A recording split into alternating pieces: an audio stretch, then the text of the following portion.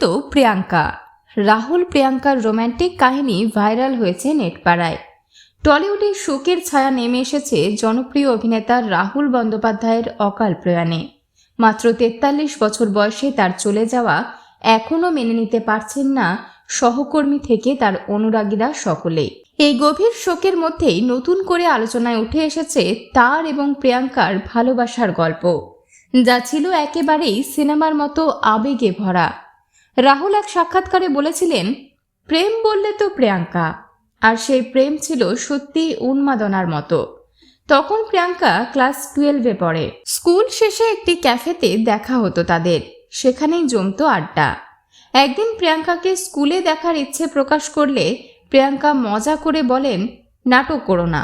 কথাটাকে চ্যালেঞ্জ হিসেবে নিয়ে পাঞ্জাবি এবং জিন্স পরে হাজির হয়ে যান প্রিয়াঙ্কার স্কুলের প্রিন্সিপালের ঘরে অভিনেতা রাহুল বন্দ্যোপাধ্যায়।